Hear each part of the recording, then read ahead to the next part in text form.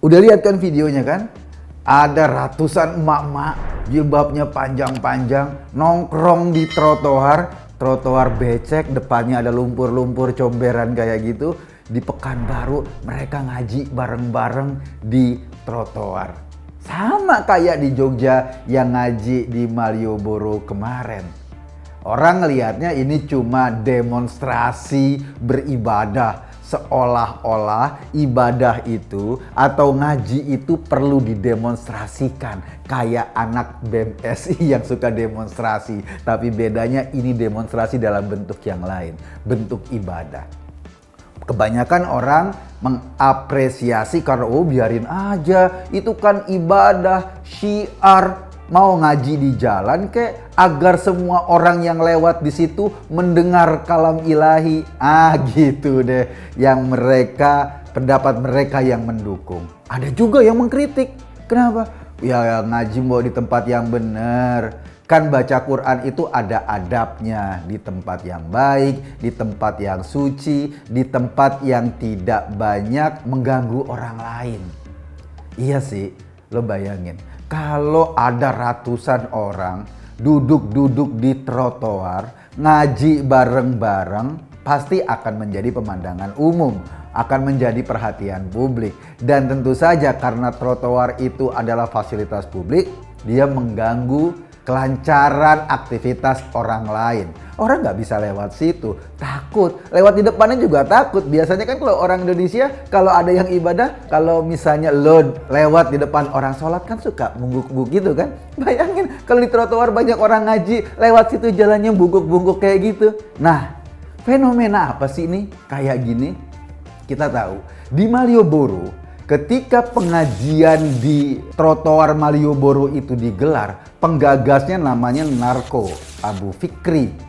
Dia ternyata salah seorang tokoh pendukung khilafah. Orang-orang yang pingin menjadikan Indonesia menjadi negara khilafah. Orang-orang yang kepingin meringkus Pancasila diganti dengan azas agama. Narko menggelar pengajian di Malioboro. Dan pola yang serupa terjadi di Pekanbaru Riau kemarin.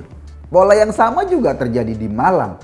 Gua ngelihatnya ini bukan cuma kasus yang sporadis, pengajian-pengajian di jalan.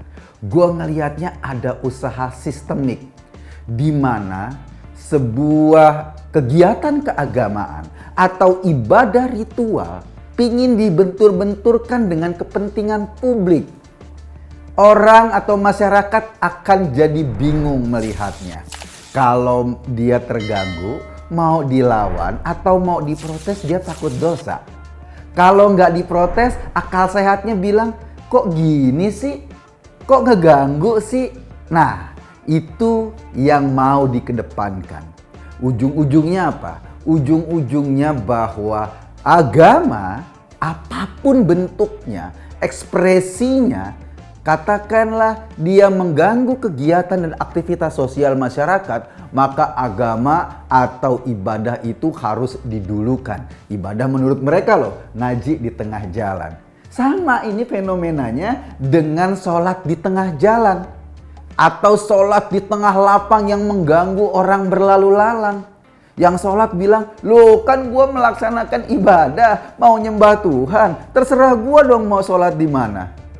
Orang yang terganggu bilang, ya nggak gitu-gitu juga kali, kan masjid banyak, kan musolah banyak, kenapa sih nggak lo gunain musolah atau masjid sehingga ibadah lo jadi pas, di tempat yang pas. Karena keadilan itu atau katakanlah kepantasan itu bukan cuma pantas ngajinya, juga pantas waktunya, pantas tempatnya, pantas kondisinya. Kalau seandainya ngaji tetapi mengganggu lalu lalang orang, orang akan melihat ini apa-apaan. Nah, sekali lagi, gua ingin memotret bahwa ini adalah sebuah gerakan terstruktur di mana soal-soal agama itu ingin dibentur-benturkan dengan kepentingan masyarakat banyak. Karena masyarakat kita religius, karena masyarakat kita itu khawatir memprotes kalau ada bau-bau agama, maka masyarakat cenderung mengalah.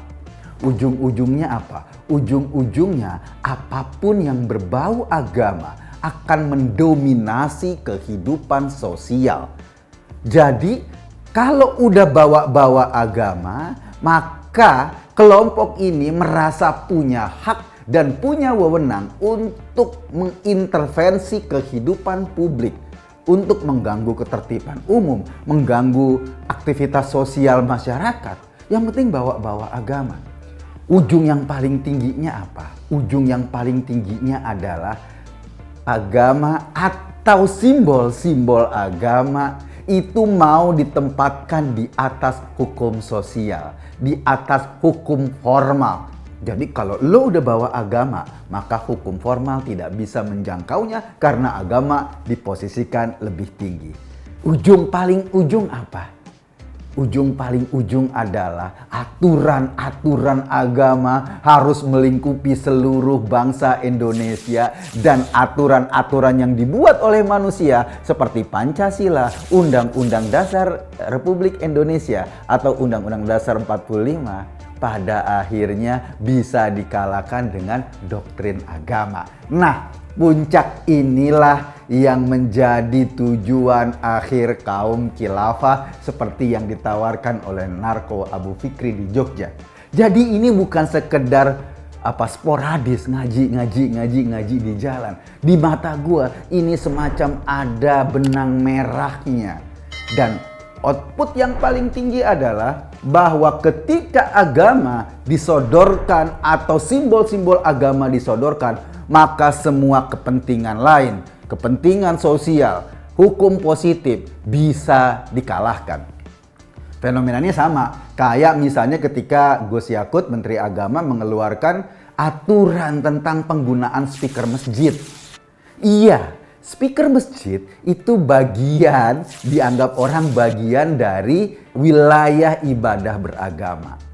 Tapi kan realitanya mengatakan speaker masjid kadang-kadang suaranya bikin pekak. Orang terganggu, masyarakat terganggu. Ketika Menteri Agama mengeluarkan aturan, mereka protes. Karena di kepala mereka apa? Itu tadi, agama mau ditempatkan atau ritual agama mau ditempatkan di atas kepentingan umum, di atas hal-hal yang sifatnya rasional. Jadi kalau sudah urusannya sama agama, lo nggak boleh protes, lo nggak boleh menentang, lo nggak boleh melakukan perlawanan, atau lo nggak boleh menyuarakan kepentingan lo sendiri. Karena ini soal agama lo. Gitu deh. Itu yang terjadi. Sholat di jalan, speaker masjid, ngaji di trotoar, dan hal-hal yang berkenaan dengan agama mau dibentur-benturkan dengan kepentingan sosial kita. Akibatnya apa? Akibatnya bagi kita yang rasional pasti grundel. Gak berani protes. Karena kalau protes lo bisa-bisa jadi Meliana tuh di Tanjung Balai Asahan. Di demo rame-rame kemudian masuk penjara. Dianggap penista agama.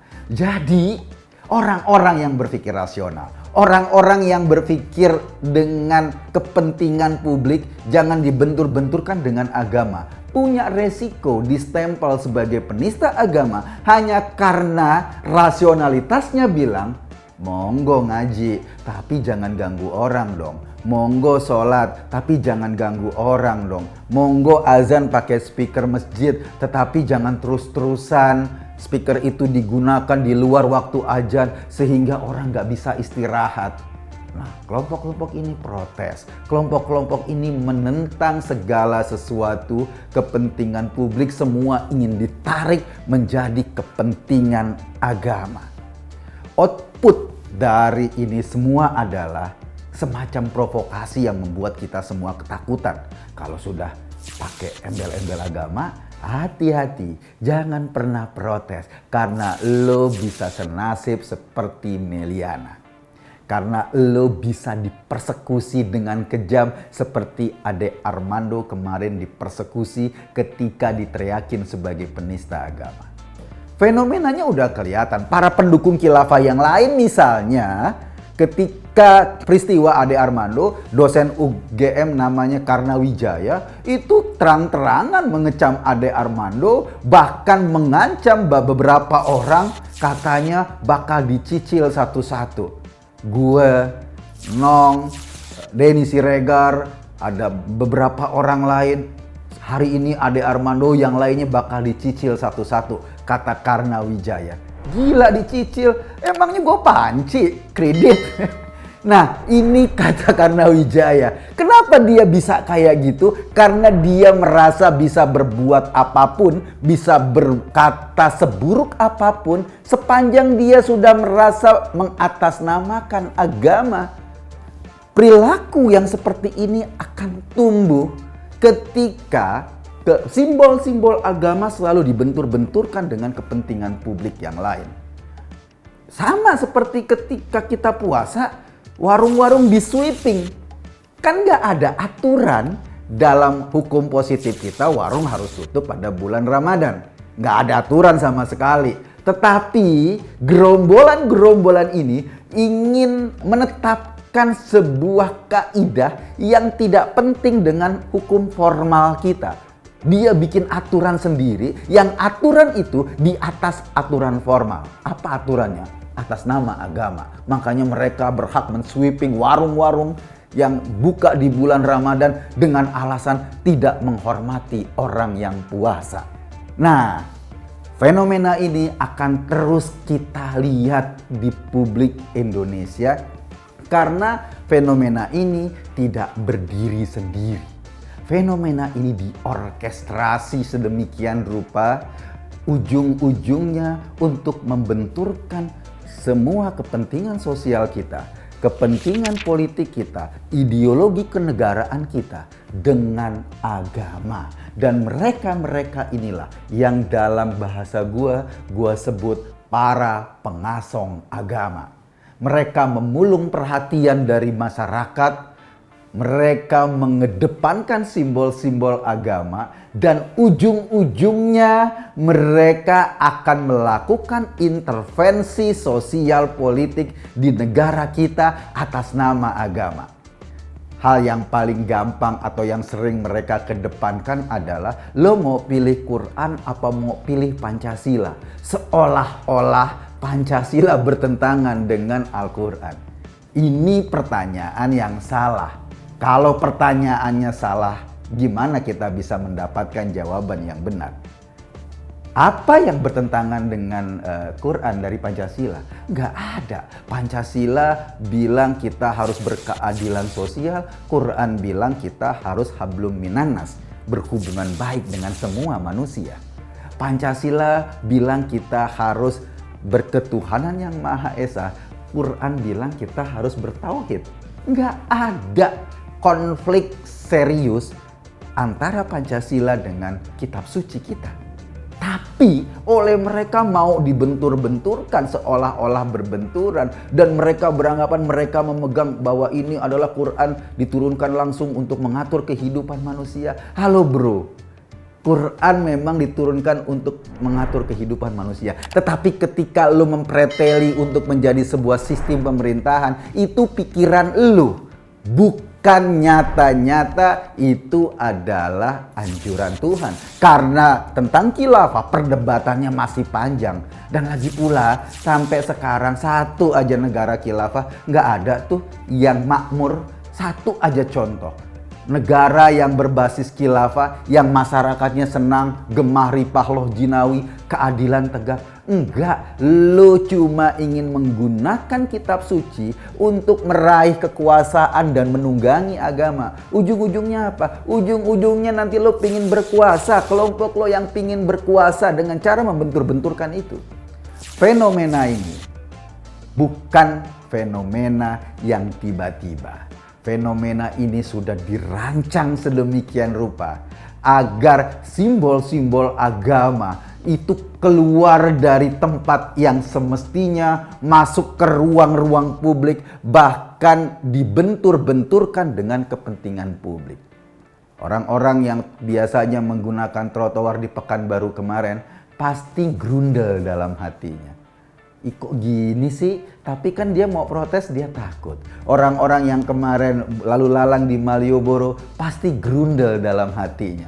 Kok gini sih? Gitu ya. Orang-orang yang misalnya tinggal di sebelah masjid yang speakernya sangat peka, pasti grundel di dalam hatinya. Tetapi mereka nggak berani protes. Kenapa mereka nggak berani protes? Karena ini adalah kesucian agama, dan kalau lo protes, lo adalah penista agama.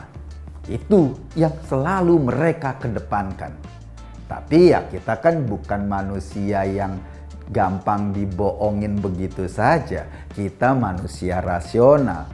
Kalau nggak rasional, wajar kita kritik, wajar kita protes. Yang kita protes bukan agamanya. Yang kita protes adalah perilaku orang-orangnya yang pada akhirnya menjatuhkan nama agama itu sendiri.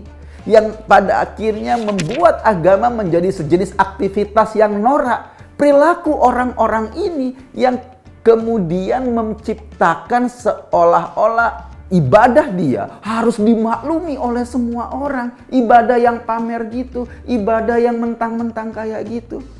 Itu yang mau dikedepankan, dan kita penting juga menyuarakan protes agar apa? Agar semua bisa ditempatkan pada tempatnya yang benar. Kalau mau baca Quran, karena kitab suci, ulama-ulama besar saja sudah mengajarkan adab.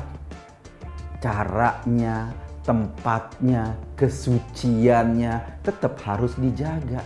Jangan gunakan hal yang baik itu untuk sesuatu yang kelihatannya tidak baik, yang pada akhirnya orang mencibir.